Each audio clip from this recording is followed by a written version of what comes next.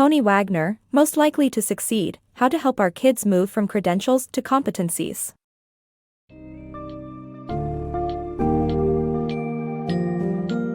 In Most Likely to Succeed, How to Help Our Kids Move from Credentials to Competencies, Tony Wagner shows how the U.S. education system's outdated methods and goals are failing to prepare students for modern careers and informed citizenship.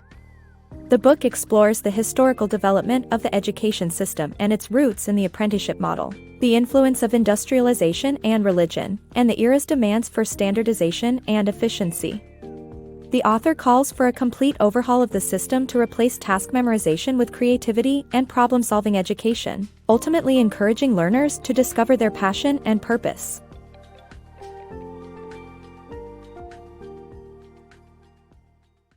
The failing education system. The U.S. education system is not adequately preparing students for career success, creating informed citizens, or promoting happiness. A Gallup study found only 11% of American business leaders feel colleges prepare students for the workplace, and over half of recent college graduates are either unemployed or in jobs that don't require a pricey degree. The education system is also failing to create informed citizens, as people who vote most often know very little about major election issues. Furthermore, the education system is making people unhappy, as evidenced by the increase in teen suicide rates since the 1950s. Despite these failures, American society remains obsessed with academic credentials, with 94% of adults believing college is essential to their children's career prospects. A deep dive into the history of education is needed to understand why these markers of success are still so highly valued despite their diminishing benefits. The evolution of education and credentials. The evolution of education and credentials is steeped in history. Initially, parents taught their children survival skills. As society evolved, the apprenticeship system arose, and with it a master's reputation became a student's credential. As religion gained influence, demand for the Bible led to standardization and the development of grammar schools. Today, we can see the lasting impact of these early education systems on the current credential-based education system. The spillover effect on American education. The U.S. education system is heavily influenced by the socio-economic developments that have occurred over time. The Industrial Revolution and the Prussian 8-year mandatory education system played a significant role in shaping current American schools. The focus on efficiency, inspired by Frederick Winslow Taylor's workflow efficiency practices, spilled over into the education system, resulting in students being taught basic literacy and punctuality but lacking creativity and innovation. The goal of the education system was to produce workers who could perform repetitive tasks quickly and efficiently. The evolution of education. The shift towards a deindustrialized economy in the U.S. led to the emergence of a growing middle class of white-collar workers. The federal government increased the focus on education to keep up with the demand for knowledge workers. However, criticism of the education system intensified in the 1980s, with concerns that American students were falling behind their international peers.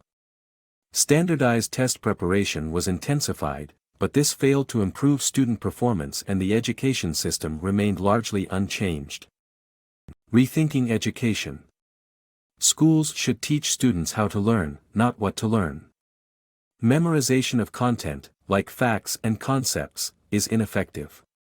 Instead, education should focus on problem-solving, creativity, and passion, preparing students for success in life and as active citizens. Mastery, memorization, and standardized content should not be the top goals of education. Future-proofing education. The changing landscape of the labor market due to the onset of the digital economy demands a shift in the education system. The traditional teaching approach of memorizing concepts and repeating tasks is no longer sufficient. Instead, we need to teach students to think creatively and become problem solvers. Failure to do so will result in the growing divide between the rich and the poor.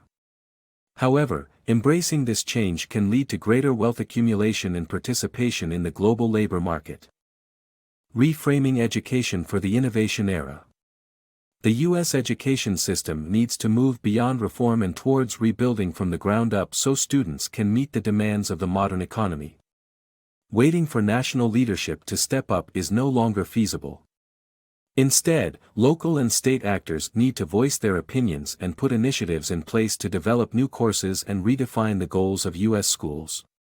The innovation era is approaching, and if everyday Americans do not take action soon, they will be educating students for a time that has long since passed, while the era of innovation passes them by.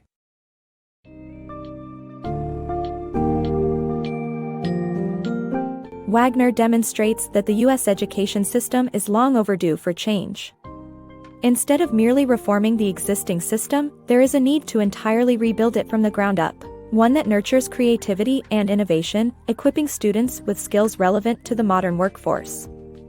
As the federal government falls short in implementing significant changes, the burden falls on local communities to take the initiative, speak up, and develop new methods in line with the era of innovation.